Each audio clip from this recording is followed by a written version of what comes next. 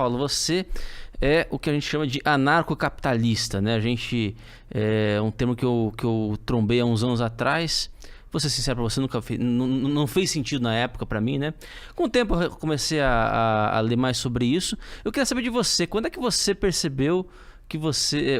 quando é que você descobriu, né, o anarcocapitalismo, né? O que é isso aí, como é que você se define, enfim. Então, o anarcocapitalismo é um termo que eu não gosto muito terminologicamente.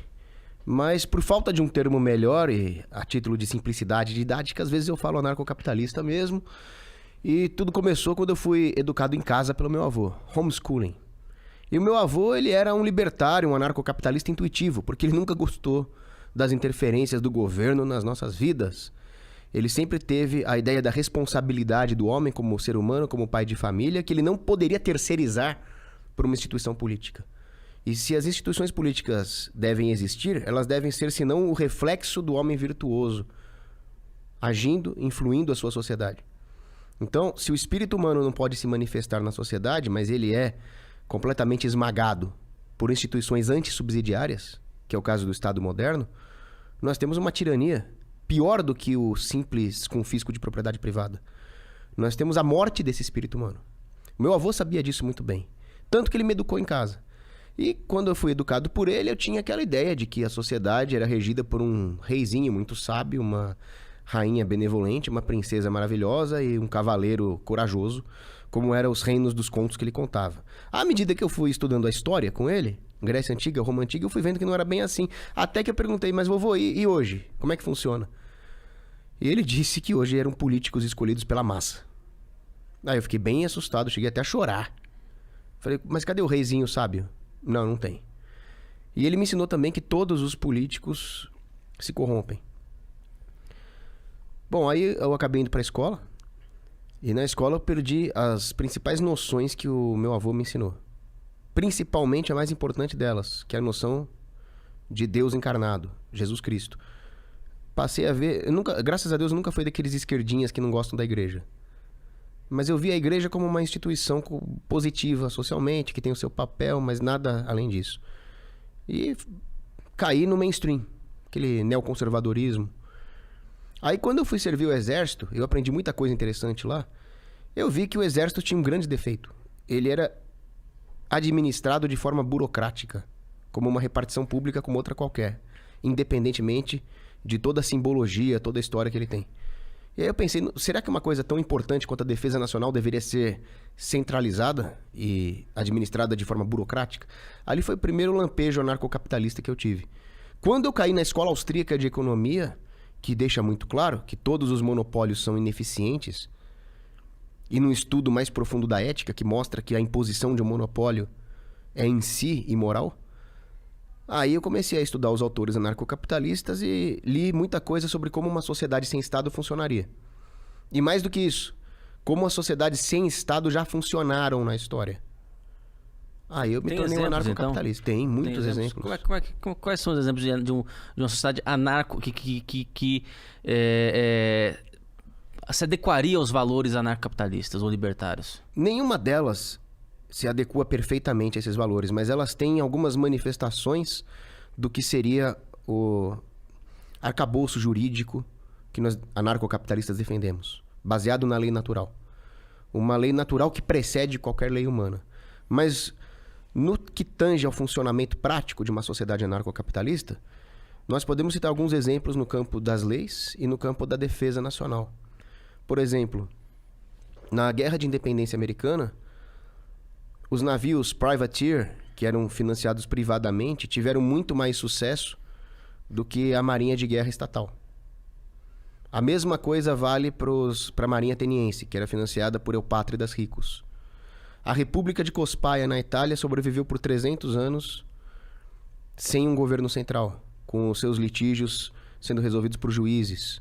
Isso também valia muito na Idade Média. Os padres era muito mais um litígios. Condomínio, né? Assim, pela percepção que eu tenho, né? Muito mais algo... É um condomínio, né? Cada um tem uma parte daquela terra e eles, coletivamente, como as decisões vão afetar um ao outro, eles se juntam eventualmente para fazer alguns tipos de discussão. É isso? Seria isso? Isso seria um dos caminhos. Porque quando nós temos a liberdade de escolher com quem nos associar, a livre associação e, mais importante, a livre desassociação, nós sempre vamos evitar o conflito e a desordem. Então as pessoas vão escolher se associar com pessoas com as quais elas têm menos possibilidade de entrar em conflito. Então a harmonia social como um todo cresceria na sociedade. E isso não impede que nós tenhamos interações econômicas, culturais com outros povos. Mas eles estão a uma distância suficiente para que não haja conflitos. Então eu defendo totalmente o livre comércio com qualquer povo, mas aqui, na minha vizinhança, eu prefiro que seja uma comunidade mais coesa. E isso se dá não através da imposição de um etnofascismo, alguma coisa dessa, mas pela plasticidade que surge quando as pessoas têm a liberdade de se associar e se desassociar. Isso vale para as instituições jurídicas. Então você pega a Islândia medieval ou a Irlanda medieval, as pessoas participavam de associações responsáveis por defender um ao outro juridicamente e evitar conflitos armados. É claro que, como o ser humano é imperfeito, existiam maus juízes, instituições que não davam muito certo, mas o sistema tinha um mecanismo correcional, que era a possibilidade das pessoas se separarem de um Althing, que eles chamavam na Islândia, para outro Althing. Hoje não. Hoje o sistema jurídico é imposto de cima para baixo, de uma forma estamental. E o resultado... Não estou falando de Brasil só. O mundo inteiro é assim. O resultado são coisas bizarras. O resultado são bandidos... Vou dar o exemplo do que aconteceu no último ano. 70 mil bandidos, assassinos, estupradores sendo soltos e pessoas sendo presas por ter opinião. É uma inversão total de valores. E aí as pessoas falam, é culpa do fulano, é culpa do cicrano. Sem dúvida. A responsabilidade individual continua. Mas será que também não é culpa de um sistema imposto de forma monopolística? Isso deveria fazer as pessoas pensarem no anarcocapitalismo. É um exemplo, né, que eu acho bastante claro, né, que você citou que isso aqui está presente no mundo inteiro, né? Veja os Estados Unidos, por exemplo, né? Se você é cidadão americano, você paga imposto de renda sobre tudo que você ganha no mundo inteiro, né? Tudo. Né? Então, nesse ponto, né, você vê, sempre vai haver, né? Aliás, sempre vai haver não, né? Sempre vai conseguir identificar, né? Nesse ou naquele estado você tem essas distorções. Agora, isso aí que você está falando também casa muito com a ideia da liberdade de expressão, né? Da questão da cultura, né? Porque se as pessoas não têm acesso a isso, quantas pessoas são capazes hoje em dia no Brasil de entenderem o problema, né? Muito poucas. Porque o sistema não quer que as pessoas entendam. Se as pessoas conhecessem o sistema, elas se rebelariam. Mas o sistema sempre coloca a culpa nos seus aspectos acidentais. Para usar um termo aristotélico, né? Então, o atual arranjo do STF, por exemplo, seria um aspecto acidental da essência do monopólio jurídico. As pessoas atacam muitos acidentes. Ou aquele partido político, aquele jornalista. Tudo bem, eles devem ser atacados. Mas nós temos que ver se o problema não está na raiz do sistema. Por exemplo, é muito fácil apontar o dedo na cara de um professor marxista e falar que ele está doutrinando o meu filho. Mas eu não diria que a raiz do problema é um professor marxista.